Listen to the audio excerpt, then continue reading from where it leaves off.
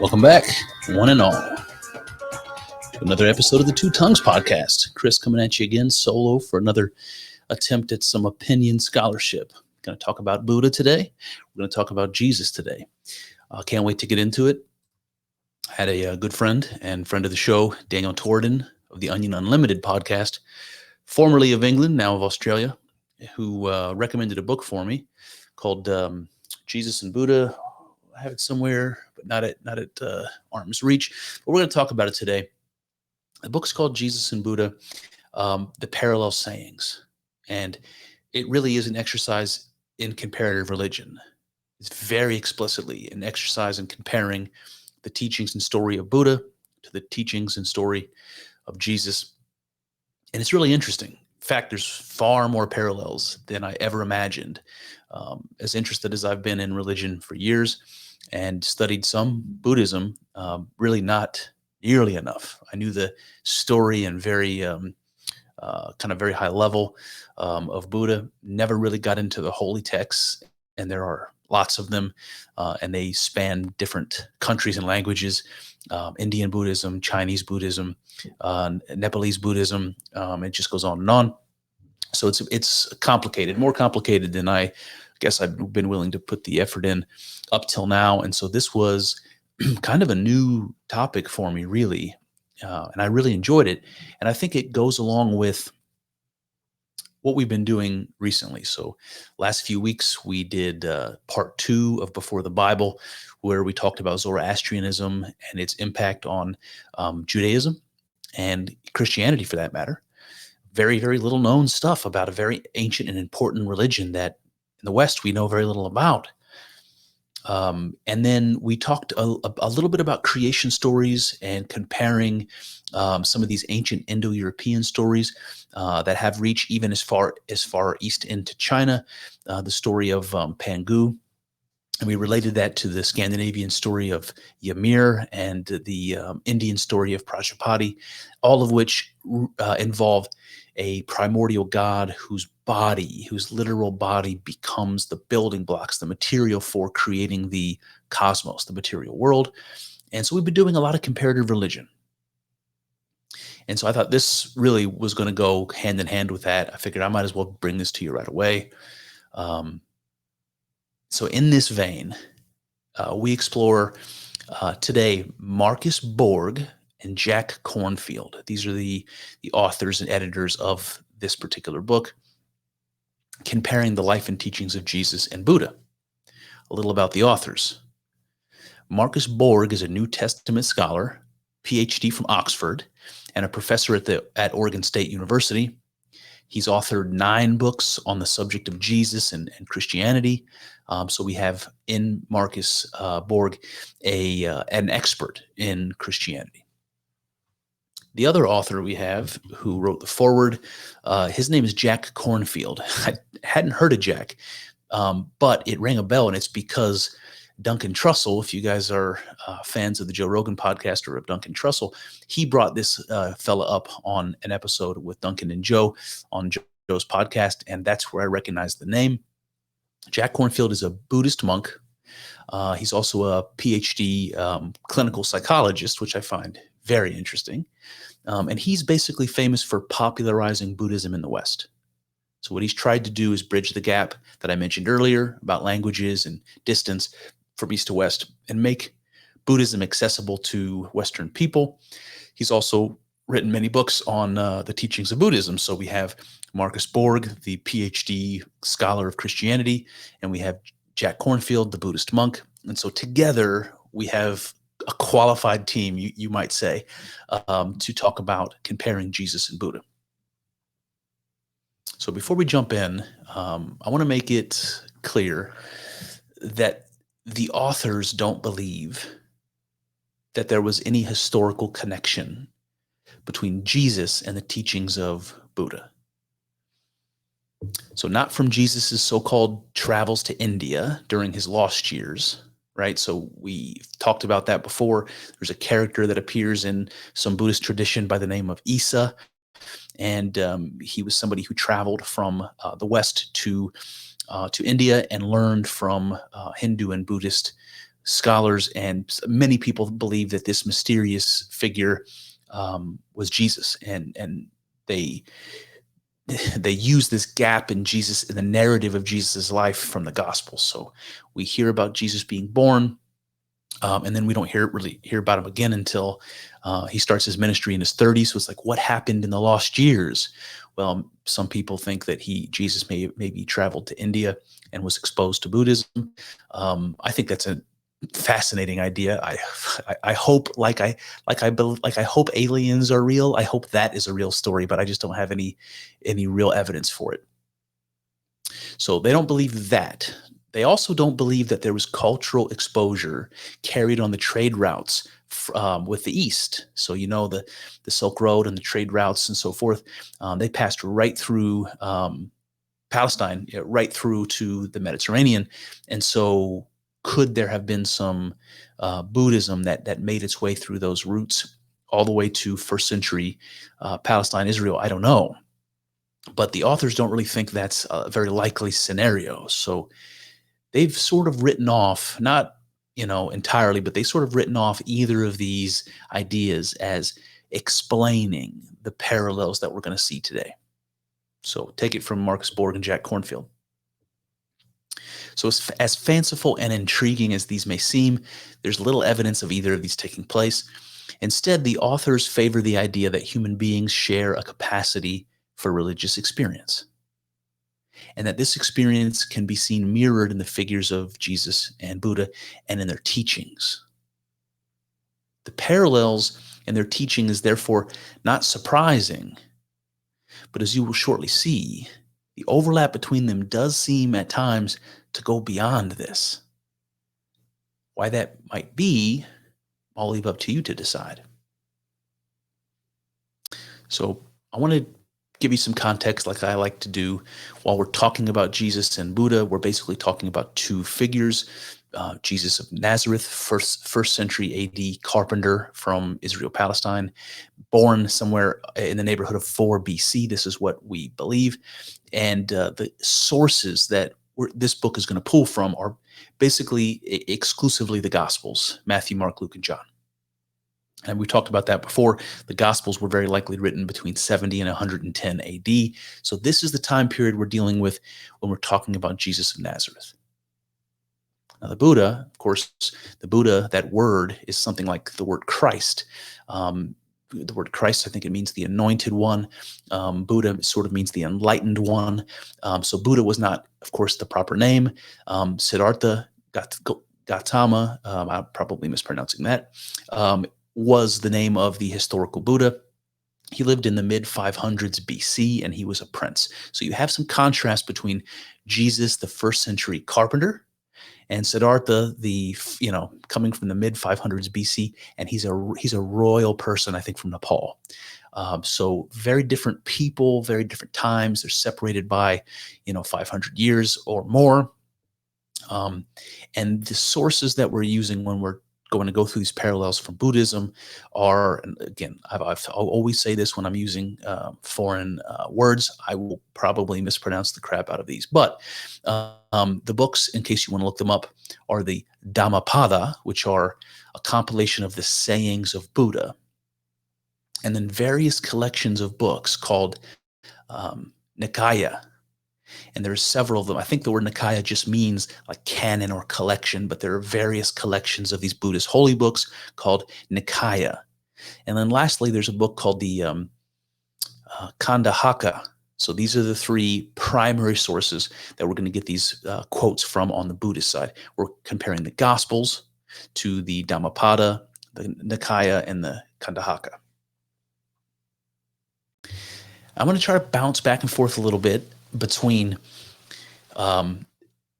parallel sayings and parallel stories, because they're all kind of all mixed in the book, and I think it makes sense to do it this way.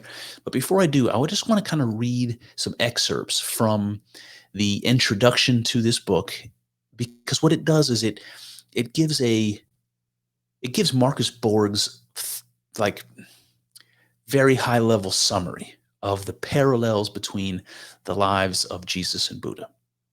And I think it reads well, so let me just read this to you. It goes like this. The correspondences in their life stories begin even before they are born. In the Gospel of Luke, the angel Gabriel proclaims that Mary will bear a child who will be called the Son of the Most High. Buddha's birth is attended by devas who say to Queen Maya, "Rejoice, a mighty son has been born to you." Okay, so the devas, if you remember, these are the gods. And so where the angels appear to Mary and say, proclaiming she's going to have a son, he's going to be the Most High, Buddha's mother, Maya, Queen Maya, has a very similar story where the gods come to her and say, "Rejoice, a mighty son has been born to you." And so even as these stories open, you see this very interesting parallel where supernatural creatures, divine creatures, are heralding the coming of this great holy person. It continues, "Both were born of chaste women, while the mother is on a journey, and neither birth occurs in a house. Heralds are present on both occasions. Indian sages pay homage to Buddha, and the wise men herald Jesus' coming."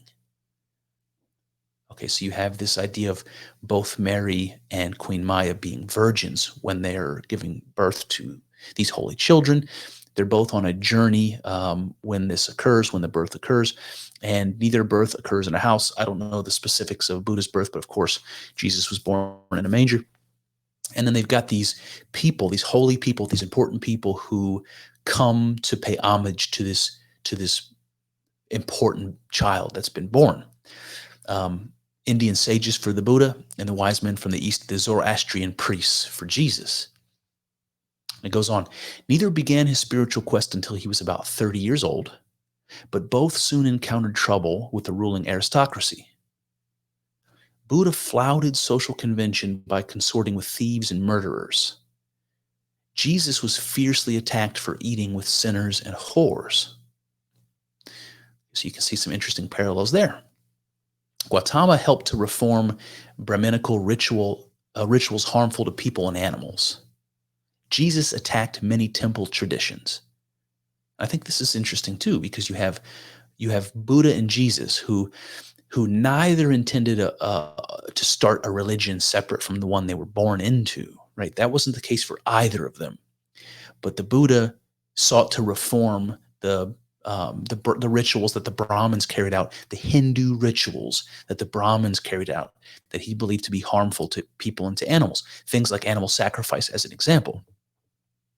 And Jesus did the same thing. If you remember from the stories, he threw over the money changing tables in the temple complex. He argued with the rabbis.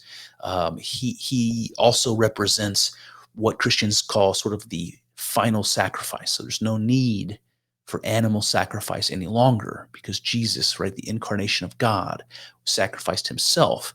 And the value of that sacrifice is greater than any number of animal sacrifices could ever be in atoning for sin. So both characters challenged the religions that they were born into, Hinduism and Judaism. They pointed to things that they thought were wrong. And again, tempting to reform, at least by example.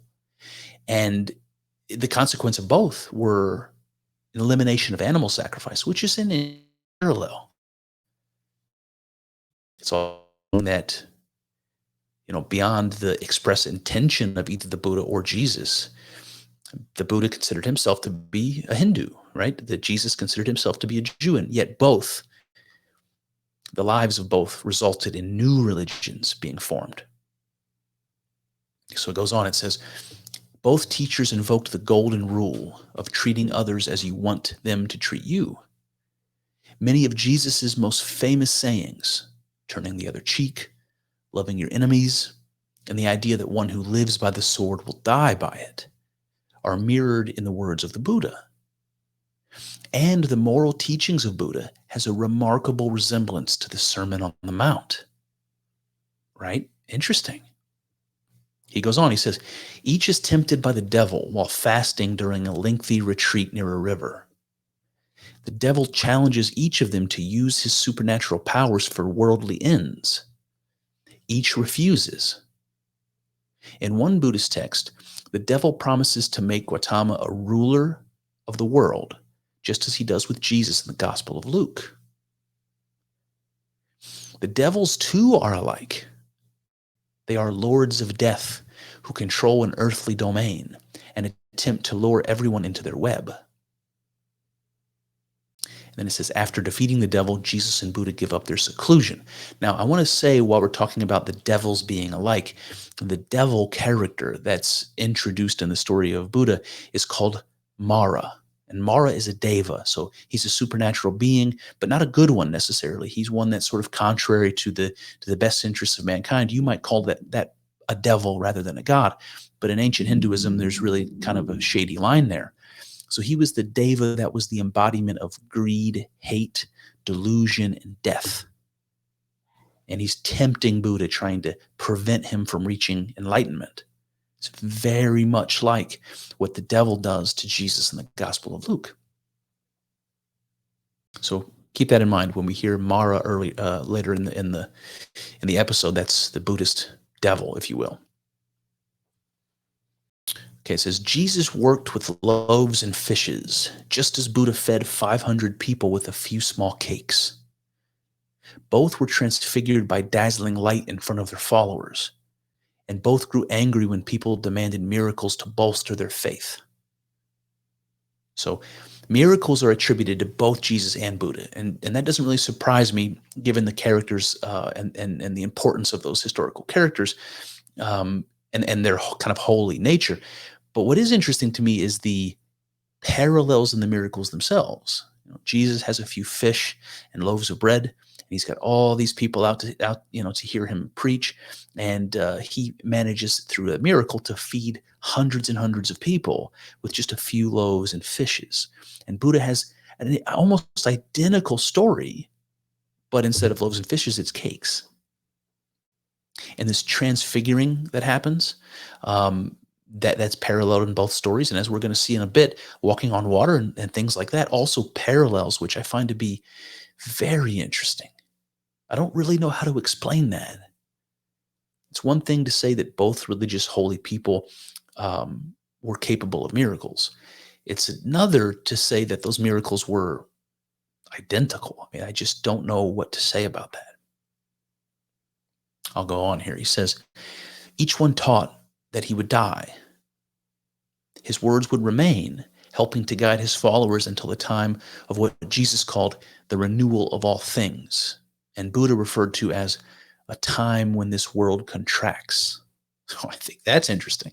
So I didn't really know that there is a parallel in Buddhism to an end of days or a new Jerusalem, a second coming, a rebirth of the cosmos, a death and destruction and rebirth of the cosmos that we see in the book of Revelation. I had no idea that there was even a concept similar to this in Buddhism, and yet there you have it, a time when this world contracts.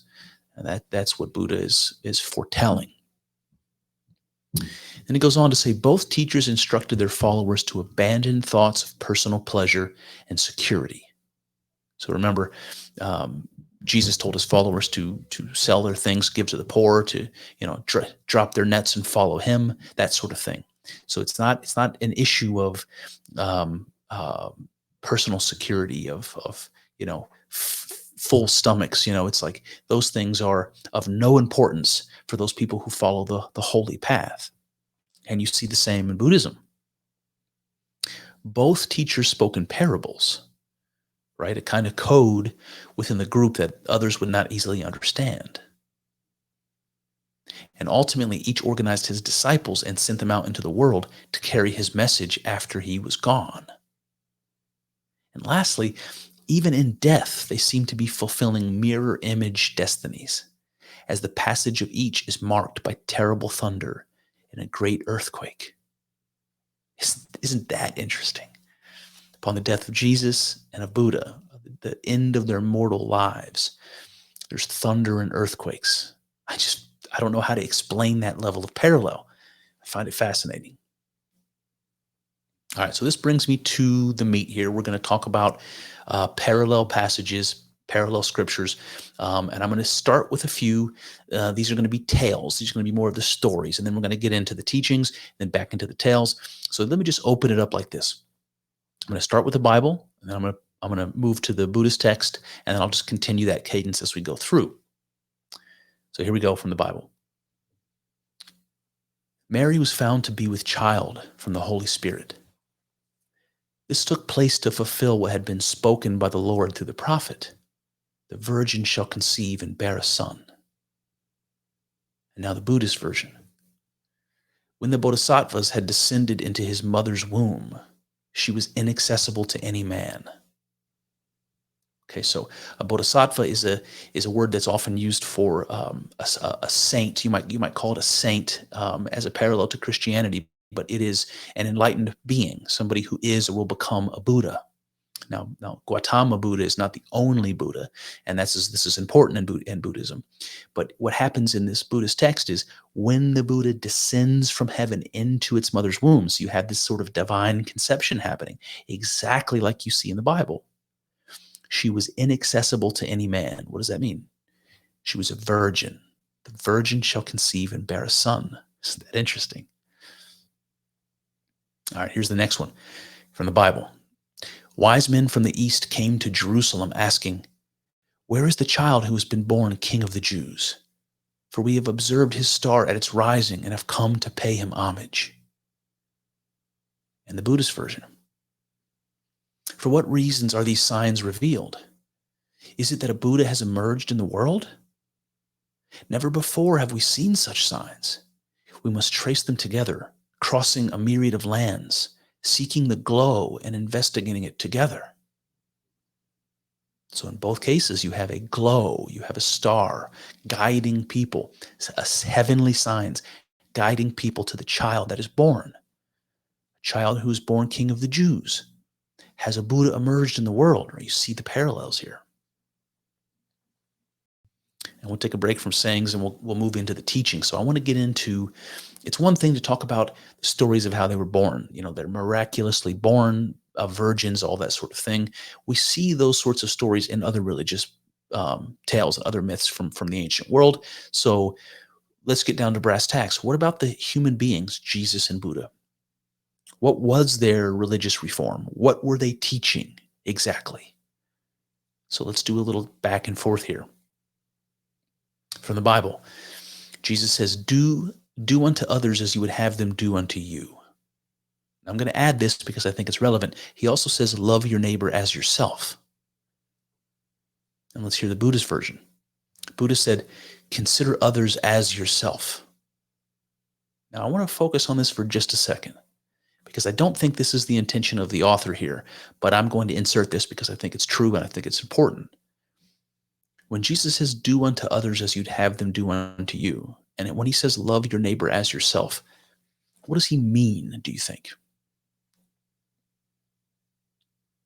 Is it some sort of moral lesson? You know, regulating your behavior in the hopes that other people will regulate their behavior thusly? I mean, that's an optimistic perspective to me, because there's too many assholes in the world. You know them, I know them, we all know them. People who break the rules and don't give a shit. You know, people who are only out for themselves, people who are incapable of loving their neighbor as themselves. So I don't think Jesus is necessarily expecting that this will be a reality. Maybe that it's even in human nature to be a permanent reality. And yet he still instructs you to love your neighbor as yourself. And the Buddha says, consider others as yourself. I think that might be a little bit more to the point here. If you consider others as yourself, what does that mean? That means you see them identically to yourself. They have different faces and names and histories and preferences and all that. But fundamentally, another human being is the same thing that you are. And we have this in the Bible too, when we see that we're made in the image of God and we understand ourselves to be something divine fundamentally. You might say that your soul, your spirit, is that divine part of you, and some people are more comfortable with that. I go a step further, really, but neither here nor there. To love your neighbor as yourself, or to consider others as yourself, is to recognize that other people are the same thing that you are. And there's something about that is divine. You owe love and respect to every creature in the world, because what those creatures are fundamentally is exactly the same thing that you are. something divine. I would say God itself. Again, I don't think the authors intended that interpretation, but when you read Buddha's version, not just love your neighbor as yourself, but consider others as yourself. Learn to see others as yourself. I think there's something mystical about that. All right, back to the Bible. Jesus says, if anyone strikes you on the cheek, offer the other also. And Buddha says, if anyone should give you a blow, you should abandon any desire and utter no evil words. Very similar, right?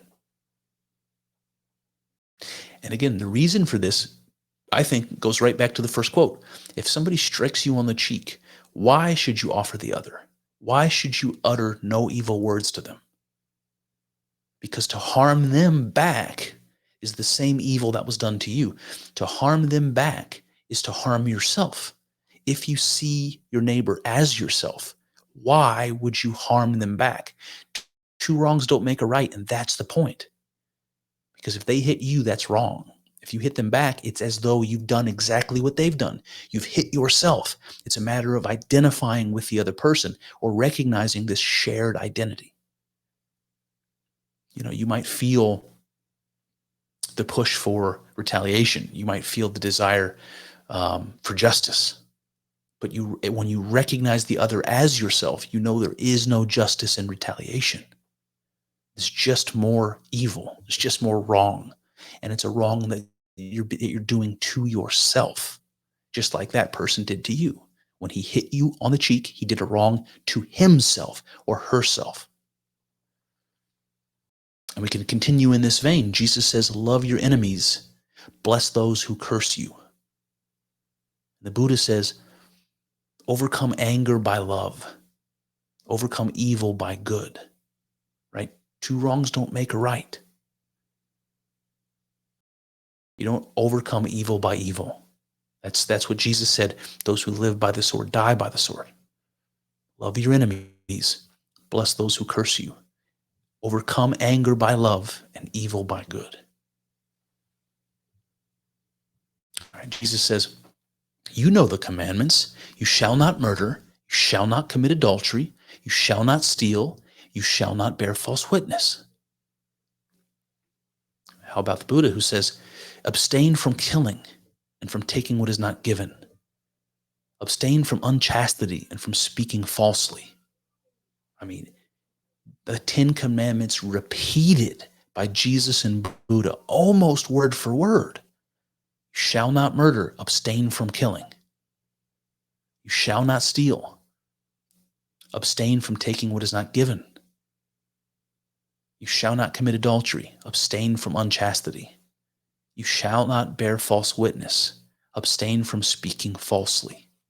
Word for word. And there's more, a lot more. Jesus said, let anyone among you who is without sin be the first to throw a stone at her. You guys know that story, right? Let he who is without sin cast the first stone. How about Buddha? He says, do not look at the faults of others or what others have done or not done. Observe what you yourself have done. So again, it's putting the onus back on you. It's something, again, a reinforcement of this impulse to see yourself in the other. Why would you cast that first stone when you yourself are just as bad, just as sinful? And it reminds me of another quote, which I believe is a Jesus quote, but don't hold me to it. Something about not taking the mote out of a stranger's eye until you remove the log from your own. Something like that. You guys know the quote. And let's go on. Jesus says, your Father in heaven makes his sun rise on the evil and on the good, and sends rain on the righteous and on the unrighteous. Right? Your Father in heaven makes his sun rise on the evil and on the good, and rain on the righteous and on the unrighteous. So good things happen to bad people, bad things happen to good people, and this is the way of the world. And listen to Buddha. He says, the great clouds rain down on all. The light of the sun and the moon illuminates the whole world, both him who does well and him who does ill. I mean, how much more closely could those two statements be? That is the way of the world. It doesn't mean that there's something wrong, right? Good things happen to bad people. Bad things happen to good people. And that is the way of things. How about this? Jesus says, there is nothing outside a person that by going in can defile, but the things that come out are what defile. So what is he talking about? You remember the context here. He says, we're talking about the Jewish law and things about not being able to work on the Sabbath and all these sorts of things. And one of the things that the Jews are not allowed to do are eat certain types of food, right? They're not allowed to eat shellfish. They're not allowed to eat animals with cloven hooves, like pigs and so forth. And this is what he's talking about. Jesus, this is one of the ways he pushed back against the Orthodox, Judaism. He said, there is nothing outside of a person that when you bring it in, like if you eat a pig, that will defile you. It's only the things that come out of you that will defile you. Right? People will be known by their fruits. That's another biblical understanding of this. And what does Buddha have to say on the matter? He says, stealing, deceiving, adultery, this is defilement, not the eating of meat. I mean, it's just baffling to me how these parallels are so intensely connected. I mean, I can't imagine. I know that in the Buddhist tradition, killing is a very strong faux pas. So, they're going to avoid killing even insects and things like that if they can help it. All life is considered to be sacred and holy, and I agree with that. So in the context of not eating meat, in this case, I think that it's not the same faux pas as you see in Judaism, where it's specifically certain types of meat. In this case, it's just not eating meat at all, but neither here nor there. Buddha says it's the things that come out of you that defile you, not the things that go in. Specific things: stealing, deceiving, adultery. How about this one? Jesus says, blessed are the poor. Blessed are the poor. And Buddha says, let us live happily, possessing nothing. So Buddhists will say that attachment is a fundamental human problem. Attachment is something that keeps you from spiritual enlightenment. It's something that it connects you to the earth. It prevents you spiritually from being able to come out and beyond it. Right? It's an obstacle to enlightenment. So be happy and possess nothing. Don't attach yourself to things that will perish. Don't attach yourself to people. Don't attach yourself even to your own ego. So possess nothing. And Jesus said, blessed are the poor. And for the same reasons, right? He also said, if you remember in the Bible, that it's easier for a rich man to pass through the eye of a needle than for him to enter the kingdom of heaven. Why would that be? Because he's so attached to things that he's unable to see any of those spiritual truths. He can't see beyond the material things. Amazing. Back to Jesus. He says, those who want to save their life will lose it, and those who lose their life for my sake will save it. In the Buddhist version, with the relinquishing of egotism, the enlightened one is liberated through not clinging. So again, this is that attachment idea.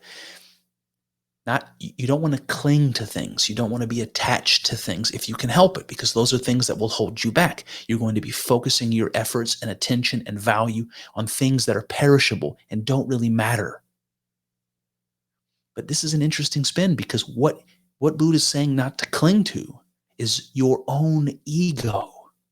And that's a very different challenge. People don't often think about their ego as a possession or as something external to them, but that is a deep religious truth. Your ego, that's the thing that you associate with your face, with your name, with the sound of your voice, with your values, with your memories, with the things you own, that thing is external to you. And what that means is that there's something deeper, that what you are is something deeper than all of those things. All of those things you attach to, and you say, yes, that's what I am. I'm a scientist. I'm a punk rocker, whatever it is. No, you're not. Whatever you are is deeper than that. You might be attached to those things. You might have those things. But that ego that you're talking about, this picture you've painted of yourself, that's not what you are. Don't cling to those things, because the more you cling to those things, the less you're ever going to discover that there is something underneath them. There is something that is you, really you, underneath all of that. Now, doesn't that enlighten or shine a light on what Jesus said in a little bit of a different way? Those who want to save their life will lose it, and those who lose their life for my sake will save it. So the life that you're losing, you might think about that as your ego. The life that you're losing is something getting in the way. How about this one? Jesus says, everyone who commits sin is a slave to sin. And the Buddha says, people compelled by craving crawl like snared rabbits. So this is an interesting one to me. It's again associated with this idea of attachment, or to detach from those things that you're otherwise attaching yourself to. Everyone who commits a sin is a slave to sin. Now, a great example of this, drug addiction comes to mind. Any kind of addiction, really. Sex addiction, drug addiction, gluttony, the addiction to food, these sorts of things. The Catholics have a great list of these 7 deadly sins. And they all come to mind. Is that if you are committing those sins, maybe you love food and you're a big fat guy, and that's where you get all your pleasure from, and that's where you get your escape from the troubles of the world in a big old piece of cheesecake, that you are a slave to that big old piece of cheesecake. You are a slave to that cigarette that you have to have before you go to sleep, right? You can't get around that. You attach yourself to that thing, you become dependent on that thing, and it takes over your life in a certain way. You become a slave to those things that you attach yourself to. And this is exactly what Buddha's saying. People compelled by craving crawl like a snared rabbit. You're captured, you're trapped by the things you're attached to. And I think it is interesting how the Buddhist parallels help you see a slightly different angle, because it would be easy for a Christian to read this quote, everyone who commits a sin is a slave to sin, and think this is something about avoiding temptation and living a holy life. But it really says nothing about this idea of attachment, and that illuminates the scripture. And I think it's being a slave to sin and being like a snared rabbit. I think that's apt. How about this one? Jesus said, "Blessed are the pure in heart, for they will see God." Blessed are the pure in heart, for they will see God. So I'm not sure exactly what that means. What does it mean to be pure in heart? What does it mean to see God? Is that a literal thing? How about the Buddha? What does he say on the matter? He says, anyone who withdraws into meditation on compassion can see Brahma with his own eyes. So Brahma is the great god of Hinduism. So that's just like can see God with his own eyes. Blessed are the pure in heart, for they will see God. Anyone who meditates on compassion will see God with his own eyes. So to be pure in heart and to meditate on compassion, these are the parallels here. These are the areas for really contrasting these two scriptures. What does Jesus mean when he says the pure of heart?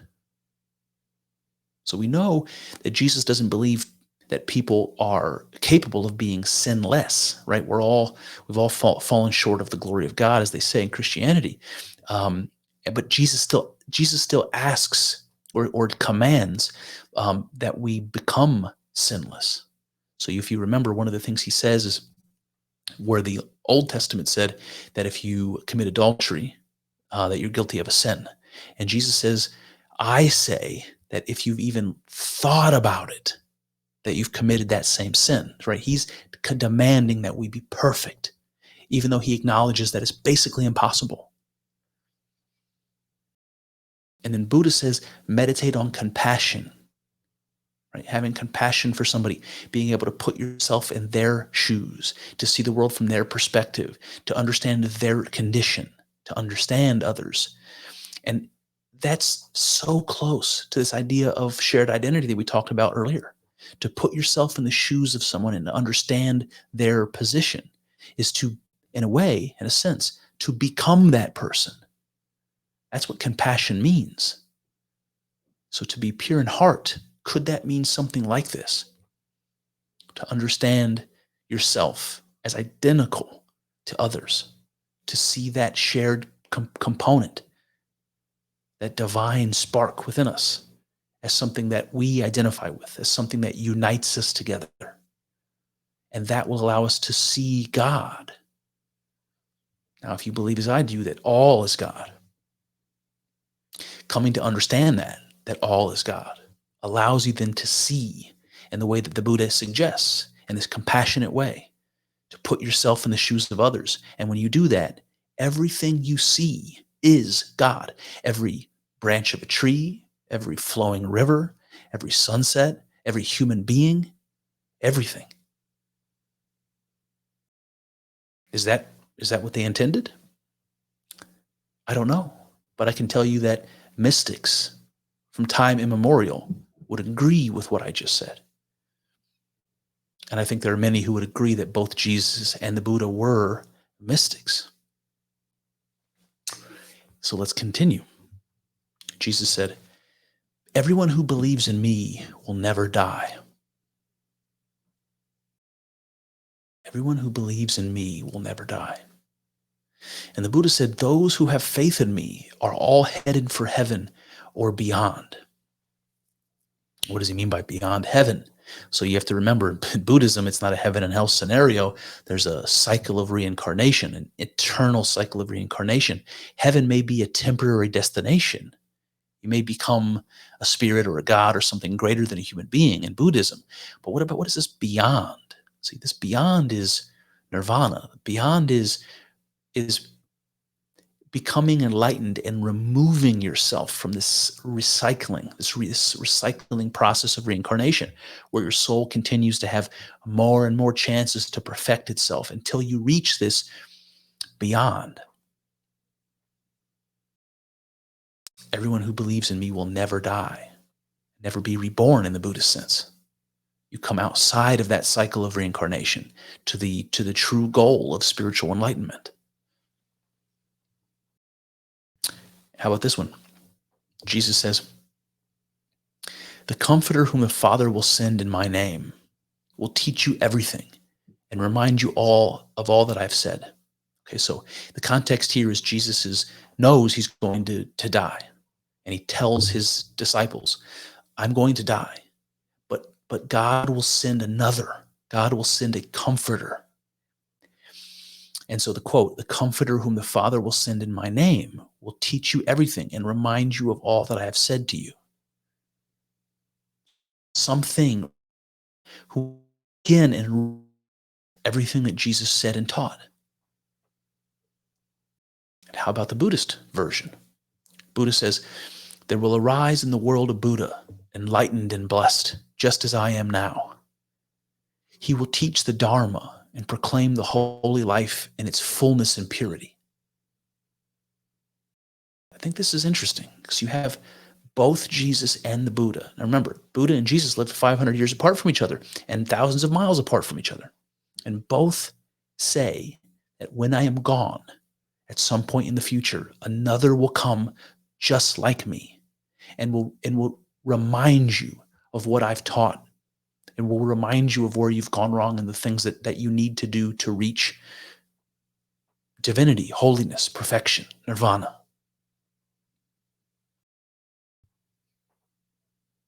And I think that's interesting for another reason, because there's something about it that crosses religious boundaries. Like, there's no telling where in the world, to what tribe will this new holy person be born. We know he's going to teach the same thing Jesus and Buddha taught, but there's no telling whether he's going to be a Jew born in Israel or, a Buddhist born in Asia. It could be from any tribe, from any language, from any culture, and at any time. And yet the message will be the same. And so something about this crosses over religious borders. It's like a prophecy that is not specific to any religion. That doesn't reinforce the religion of these holy people in any way. I think that's very interesting, because religions are always so, just like anything, anybody, they're all about self-preservation. Religions want to preserve their traditions. They want to continue. The church, right? They want to continue. And these verses are something very contrary to that. It's very contrary to the idea of a sustained, organized religion. How about this one? Jesus spoke saying, "I am the light of the world.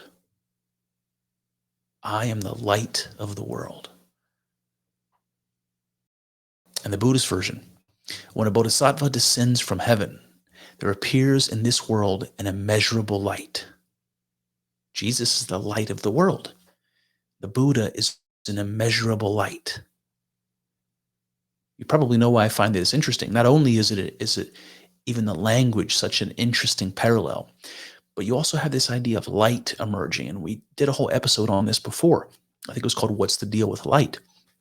Just about light showing up in so many religious traditions and having such an important place. This idea of light. And we see it in Christianity, and we see it here in Buddhism. Christ is the light of the world. The Buddha is an immeasurable light in the world. A light in the darkness, right? Back to Jesus. "I came from God, and now I am here. You do not know him, but I know him, and I keep his word." And the Buddha, "I know Brahma and the world of Brahma, and the way to the world of Brahma." Whew, buddy. Jesus said, "I came from God, I know him, and I keep his word." And Buddha said, "I know God and the world of God, and the way to the world of God." It makes me wonder, when Jesus talks about over and over about the kingdom of heaven, the kingdom of God, is the world of Brahma and the kingdom of God, are there parallels here between these two concepts? Buddha knows the world of Brahma, that's the world of God. And Jesus preaches about the kingdom of God. Interesting parallels, right? All right, so let's jump off of the teachings, the back and forth on the teachings. We'll get into some more tales and talk about more of the stories about Jesus and Buddha. But before you do, what do you think about what Jesus and Buddha taught? Those specific quotes that we just read. What they taught to their disciples, their apostles, their followers. It's absolutely amazing to me that not only do you have parallels in what they're teaching, but so closely related even in the language. I don't know how to explain that. I think it's fascinating. And I'm going to give you in the conclusion what I think that might mean. But before I do, let's talk about the stories of the two men a little bit more. We talked a little bit earlier about their birth stories. So now let's get into later in life, and we'll talk about some of these stories here. So we're going to start with Jesus. "Then the devil led him up and showed him all the kingdoms of the world and said, 'To you I will give all this authority, if you will worship me.' Jesus answered, 'It is written, worship the Lord your God and serve only him.'" All right, so here's Jesus being tempted in the desert. If you remember the story, the devil said, we climb up on this high mountain. You can see all the kingdoms of the world. He said, I will give these to you. You will be king of the whole world if you would just worship me. And Jesus said, no, we're to worship only God and serve only him. All right, let's look at the Buddhist version. Then Mara, the evil one, drew near to him and said, let the Blessed One rule. If the Exalted One were to wish the Himalayas to be gold, the mountains would become a mass of gold. The Exalted One responded, were the mountains all of shimmering gold, it would still not be enough for one man's wants. Then Mara, the evil one, vanished then and there. So here you have the same sort of temptation, right? The devil, in this case, the Deva Mara, comes to Buddha and says, you should rule over the world. And you have the power. If you wanted, you could turn the Himalayas into gold. And the Buddha responds by saying, just like Jesus said, remember, worship the Lord your God and serve only him, which is basically saying, fuck you to the devil. Buddha says the same, right? He says, even if the mountains were turned into gold, it still wouldn't be enough to quench man's desires.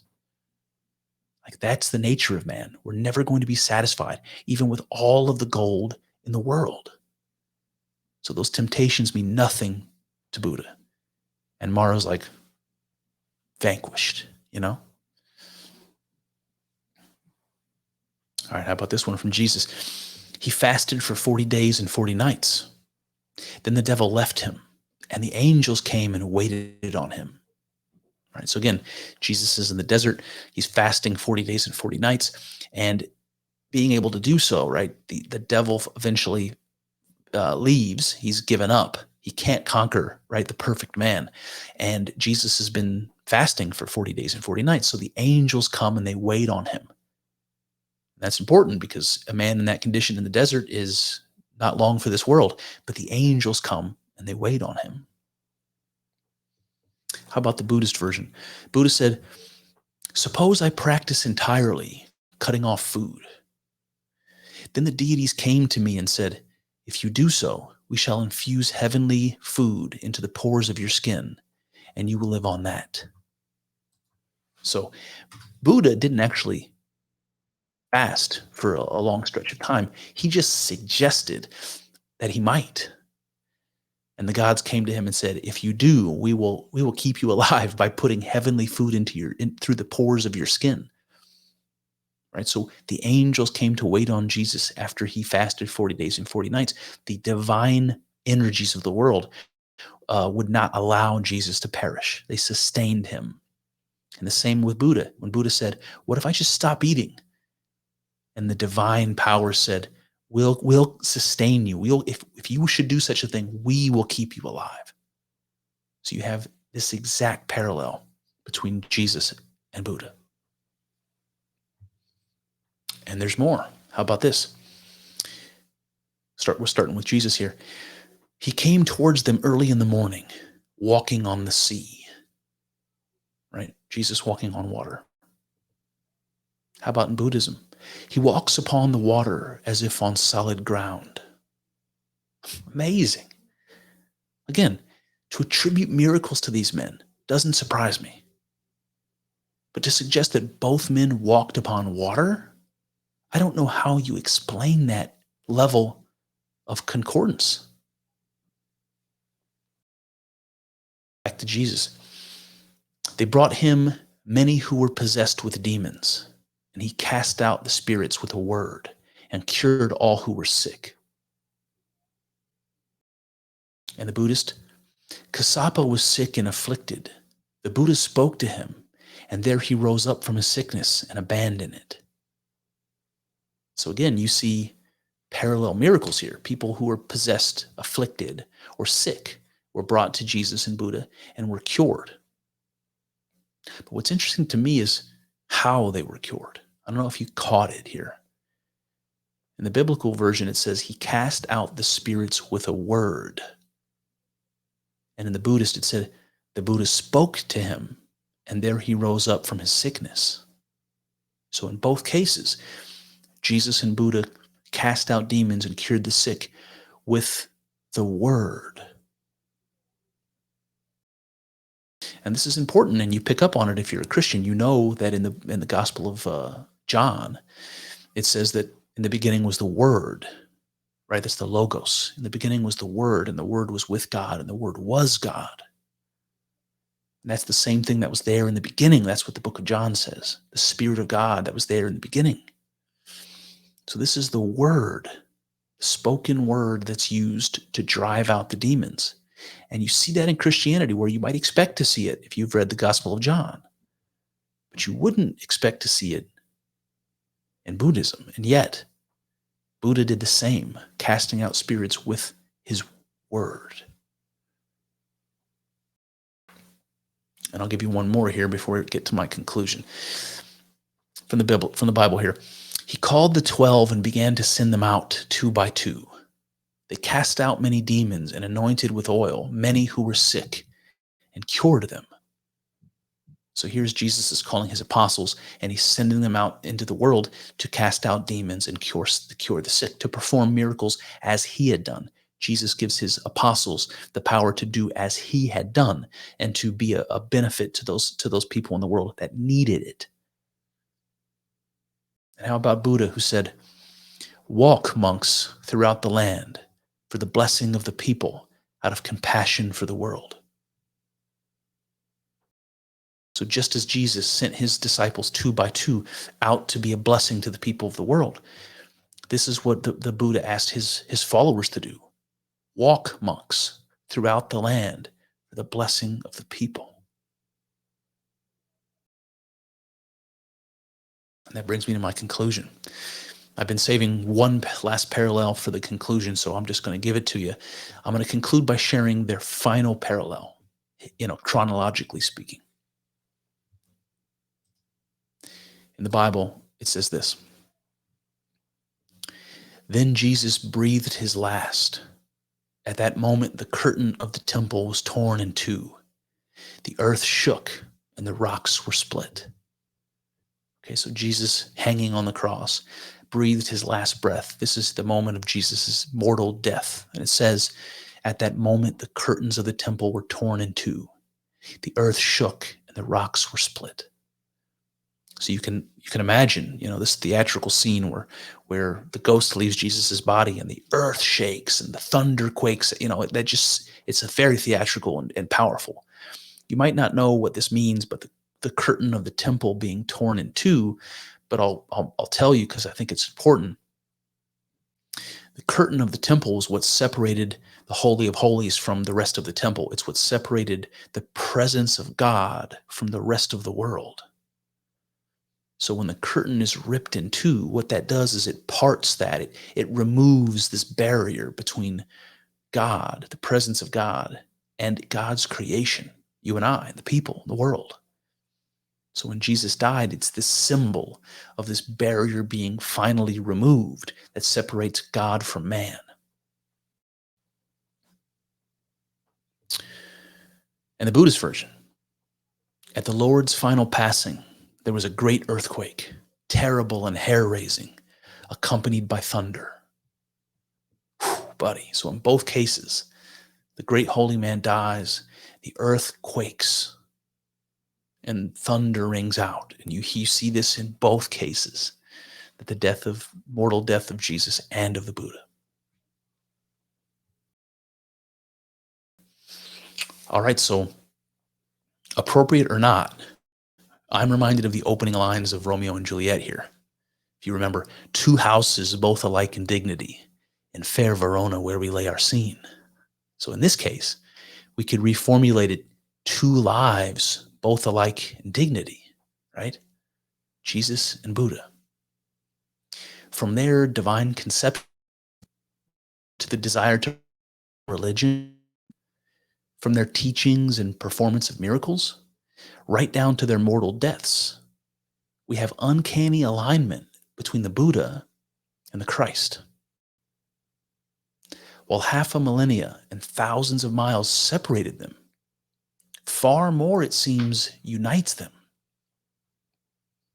This will surely cause some to claim that the newer stories borrowed from the older, or that they exchanged both ways across time.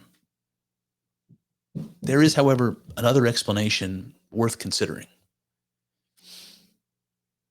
One that the great Aldous Huxley called the perennial philosophy. And even St. Paul speaks of in Romans. And Paul says, that which may be known of God is manifest in them and human beings. See, both acknowledge that merely being human provides a common structure of potential and experience, which unite human beings from all places and in all times. We share the potential for mystical or religious experience, the interpretation of which is similarly constrained by our common biology and psychology. I mean, people are different in small ways, but similar in most. It is for this reason, Huxley tells us, that there is a common factor in all theologies. Might this explain the concordances between such disparate faiths as Buddhism and Christianity? And if so, what does this imply? Does this mean that all religions are equal? That they all lead to the same end? Probably not, if you ask me. But it does imply that they come from the same source. And that is something. The great Buddhist scholar Edward Conze remarked, quote, when we compare the attributes of the Godhead as they are understood by the more mystical traditions of Christian thought with those of nirvana, we find no difference at all. This is a hell of a statement, and if nothing else, something worth considering very, very deeply. So if all religions emerge from a universal human capacity for religious experience, and both Jesus and Buddha are examples, perhaps we can reread a parallel passage with a different understanding. Remember when the Buddha foretold another Buddha to come after him? He said, there will arise in the world a Buddha, enlightened and blessed, just as I am now. He will teach the Dharma and proclaim the holy life in its fullness. What keeps us from imagining Jesus to be that Buddha? Or any number of enlightened people and prophets who came in between? How about when Jesus promised that after him, a comforter whom the Father will send in my name will teach you everything and remind you of all that I've said? Whom do we suppose that person might have been, or might still yet be? As long as mankind lives and thinks and feels, there will be Buddhas and Christs proclaiming what is possible and hidden within us. They exist as perpetual examples that it is possible to encounter God, and what is reality for them is possible for us. Well, there you have it.